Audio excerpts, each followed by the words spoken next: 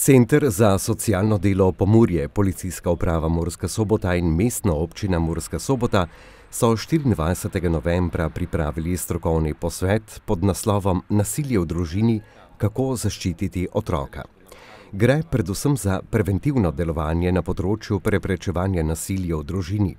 Najprej smo k besedi povabili direktorico Centra za socialno delo Pomurja, Sandro Babič, ki je pojasnila, da vsako leto novembra organizirajo strokovni posvet. Vsako leto ob istem času, torej v času, ko po vsem svetu potekajo različne aktivnosti, ki so nekako namenjene preprečevanju nasilja v družini, tudi na Centru za socialno delo skupaj z Policijsko upravo Murska Sobota in seveda Mestno občino Murska Sobota pripravljamo strokovni posvet. Tokratna tema je nasilje nad otrokom in kako ga ustrezno zaščititi. Na Centru za socialno delo Pomurje nekako ugotavljamo, da je nasilja nad otroci iz leta v leto preveč in to je tudi poglavitni razlog, zakaj smo se odločili, da bo pa ta tema letošnjega posveta v ospredju. Nasilje nad otroki pa ni le fizično nasilje. Druge oblike nasilja so lahko za otroka še veliko bolj boleče in ga zaznamujejo. Otrok je žrtev lahko bodisi fizičnega, bodisi psihičnega, bodisi spolnega nasilja. Pomemben vidik nasilja nad otrokom je vsekakor tudi zanemarjanje otroka. Vendarle pa je potrebno opozoriti tudi na to, da pa otrok ni žrtev nasilja samo takrat, kadar je neposredno sam žrtev nasilja, ampak je dejansko žrtev nasilja tudi takrat, kadar živi v okolju, kjer morda en družinski član izvaja nasilje nad drugim družinskim članom. To pa je v bistvu en tak vidik, ki ga prepogosto zanemarimo. Kakšne so izkušnje s prepoznavanjem nasilja nad otroki, ki velikokrat ostane za zidovi oziroma neprepoznanega, Babičeva takole opiše. Nasilje nad otrokom je dejansko res večplasten, kompleksen pojav. Zato tudi zahteva multidisciplinaren pristop vseh institucij, ki se na takšen ali drugačen način srečujejo z otrokom in z nasiljem nad otrokom. Zato je dejansko pomembno zavedanje vsake institucije, ki dela z otrokom, kako pomembno je, da vkolikor zaznajo kakršnekoli elemente, bodisi fizičnega, psihičnega nasilja ali morda, da se nasilje dogaja v družini, da o tem obvestijo pristojni Center za socialno delo.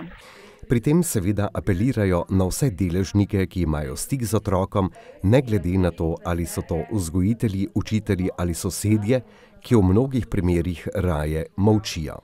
Dejansko vsakdo, ne glede na to, v kakšni vlogi se sreča z otrokom in z nasiljem nad otrokom, bodisi je to sosed v ulici ali morda mimoidoči na sprehodu, vzgojitelji, učitelji, strokovni delavci, politiki, dolžnost vseh nas je, da otrokom pomagamo in jih ustrezno zaščitimo.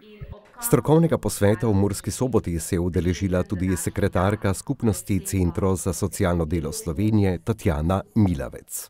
O izkušnjah o nasilju nad otroki na nacionalni ravni, ki ga mnogokrat prepoznamo prepozno, Tatjana Milavec pravi. V zadnjih 2 letih po covidu je v bistvu teh prijav nasilja nad otroki vedno več. Pa ne samo nasilja fizičnega, psihičnega, gre za čustveno zanemarjanje otrok. Tako da se pravi posledice covida so vidne tudi na tem področju prijav nasilja.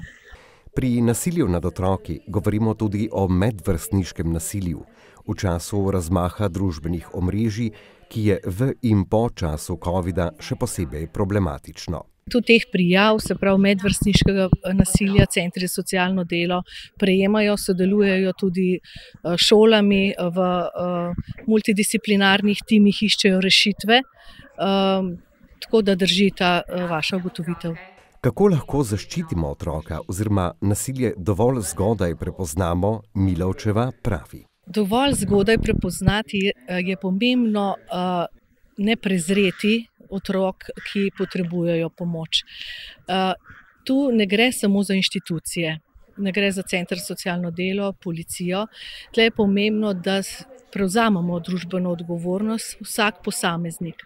To pomeni tudi, kadar smo v vlogi prijatelja soseda, kadar smo v vlogi družinskega člana ali pa samo znanca.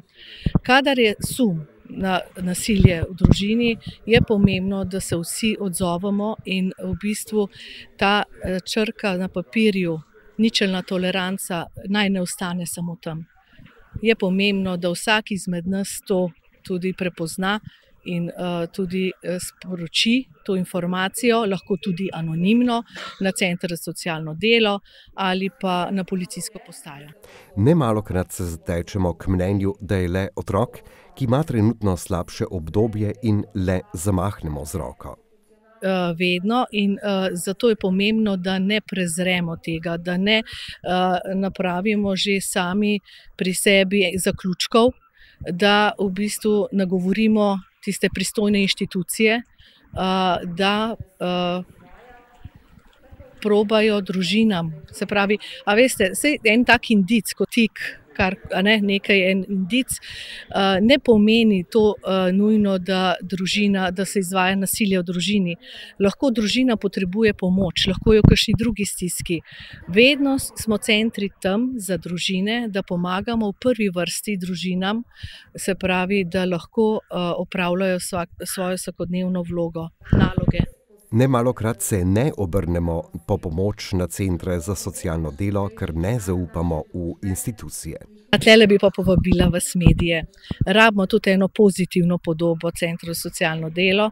Se pravi, pomembno je, da vedo, se pravi, vsi državljani Republike Slovenije, da Centri za socialno delo smo tu, da pomagamo družinam, da nudimo pomoč, podporo in da smo tukaj, da zaščitimo otroke.